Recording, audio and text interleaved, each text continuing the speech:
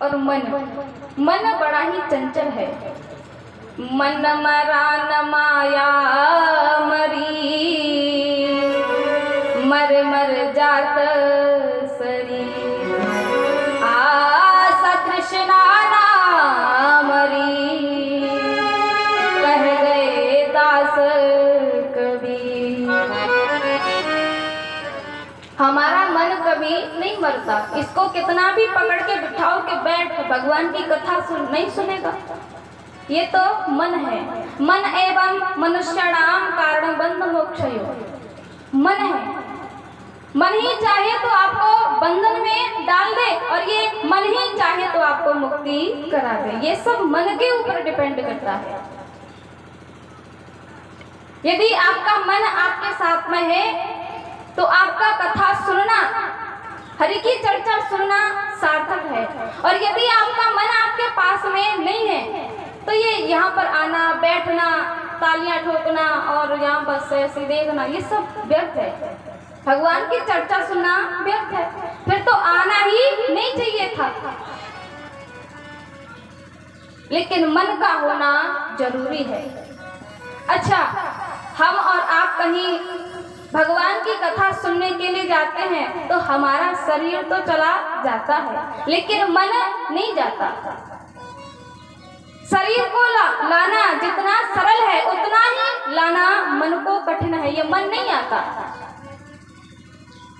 एक बार की बात, दो मित्र थे और दोनों मित्रों में इतना प्रेम था, जहां कहीं भी जाते दोनों साथ ही मिलकर जाते, जैसा भी कार्य किया करते दोनों साथ मिलकर के यानी वो करते थे। तो एक दिन दोनों मित्र विदेश में व्यापार करने के लिए गए। बहुत समय हुआ, व्यापार किया। व्यापार करने के बाद में अपने गांव लौट करके आ रहे थे। रास्ते में आए, रात्रि होने ही वाली थी। आए और आकर के शहर में रुके। तो एक मित्र उनमें ब्राह्मण का पुत्र था और एक बालक छोटी जाति का था। ब्राह्मण के बालक ने कहा कि मित्र, हमारे घर जाने, यदि हम अपने घर जाएंगे तो हमें रात्रि हो जाएगी और हमारे घर जाने के लिए कोई साधन भी नहीं है, रास्ते भी कच्चे हैं, जाएंगे कैसे? इसलिए ऐसा करते हैं, एक रात्रि हम यहीं पर विश्राम करते हैं और सुबह होते ही हम दोनों अपने गांव के लिए निकल जाएंगे।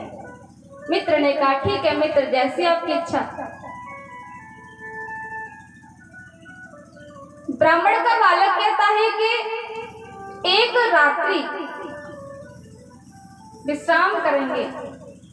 देखो भाई, मैं तो विश्राम कर भी सकता हूँ, मैं तो चाहे जहाँ कहीं नहीं तो भगवान के मंदिर में विश्राम कर सकता हूँ, लेकिन तू छोटी जाति का है और तू भगवान के मंदिर में विश्राम नहीं कर सकता।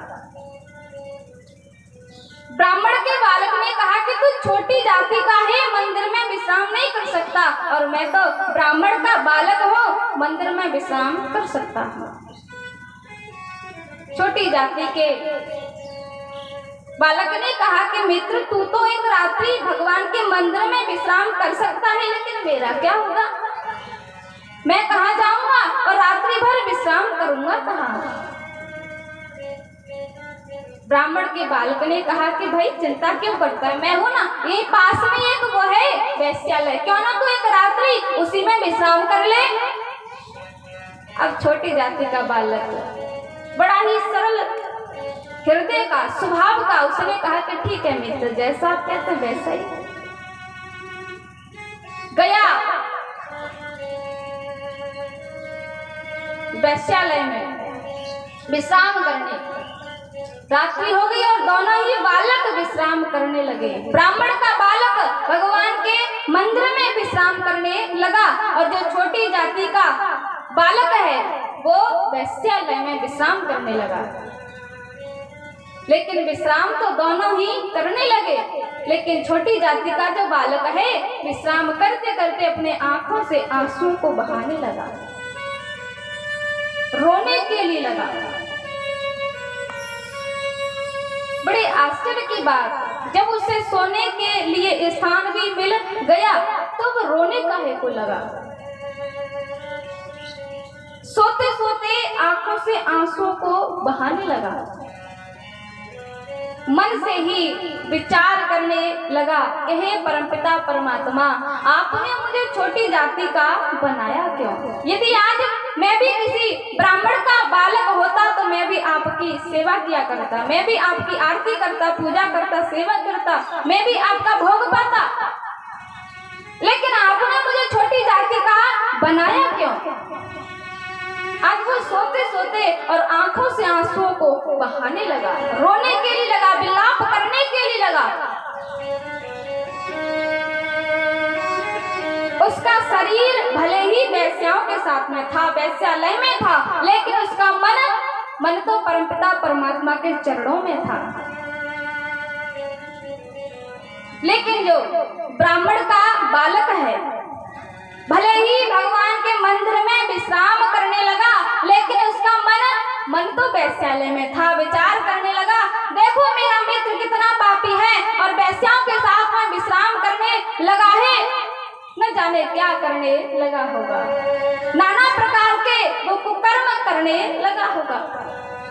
ध्यान देना, उसका मन वेश्यालय में है, शरीर मंदिर में है, और इधर शरीर भले ही वेश्यालय में है, लेकिन मन तो भगवान के चरणों से लगा हुआ है। लेकिन समय ऐसी आई कि उसी रात्रि को दोनों ही मित्रों की मृत्यु हो गई। दूत आए लेने के लिए, छोटी जाति का जो पुत्र है उसको लेकर के जा रहे थे स्वर्ग के लिए, और जो ब्राह्मण का बालक है उसको लेकर के जा रहे थे नरक के लिए। ब्राह्मण का बालक उनसे पूछता है कि भाई मैं तो ब्राह्मण का बालक हूँ, भगवान के मंदिर में विश्राम करने लगा, और आप मुझे नरक लेकर के जा रहे हो। अरे मेरा जो मित्र है बहुत पापी है, वेश्याओं के साथ में विश्राम करने लगा था, और नाना प्रकार के उसने कुकर्म भी किए होंगे, और आप हैं कि उसे स्वर्ग लेके जा रहे हो। बोला ऐसा अन्याय क्यों करते हो। दूतों ने बड़ा सुंदर जवाब दिया, कहा अरे ब्राह्मण के बालक, यही तो तेरे अंदर भ्रम है, तू बस यही सोचता है कि मैं भगवान के चरणों में विश्राम करने लगा, भगवान के मंदिर में विश्राम करने लगा, लेकिन तूने विचार किया, तेरा शरीर भले ही भगवान के मंदिर में था, लेकिन तेरा मन तो तेरा वेश्यालय में था। लेकिन जो तेरा मित्र है उसका शरीर भले ही वेश्यालय में था, लेकिन उसका मन तो परमपिता परमात्मा के चरणों से लगा हुआ था, और बस यही कारण है कि तुझे नरक और उसे स्वर्ग लेके जा रहे हैं। तो ध्यान देना, ये सब मन के ऊपर है। मन एवं मनुष्याणाम कारणबंध मोक्षयो। मन चाहे तो हमें मुक्ति भी दिला दे, और ये मन ही चाहे तो हमें बंधन में डाल दे। ये सब मन के ऊपर है। इसीलिए मैं आपसे भी बोलती हूँ कि जब भी आप कहीं भी जाएं कथा सुनने के लिए, तो बस अपने मन को साथ लेकर के जाइएगा। मन साथ में है तो सुनना सार्थक है, और मन साथ में नहीं है तो सब कुछ व्यर्थ है।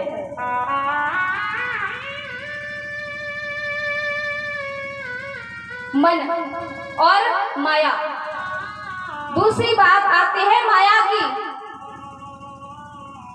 मन मारा न माया मरी, मर मर जात शरीर। दूसरी बात क्या है माया की। माया क्या है?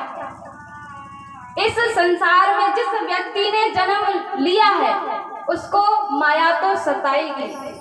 ऐसा कोई व्यक्ति नहीं है जिसने माया को, यानी जिस व्यक्ति को माया ने नहीं सताया हो। सबको सताती है। जो माया बस भयो गोसाई, जो माया बस, जो माया बस भयो गोसाई, जो माया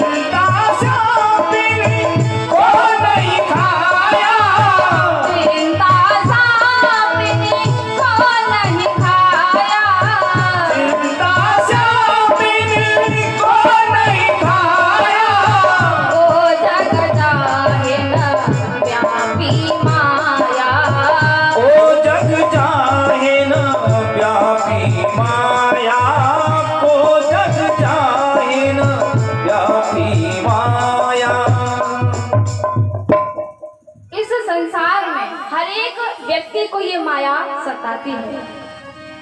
भगवान की माया सबको ही सताती है और इस माया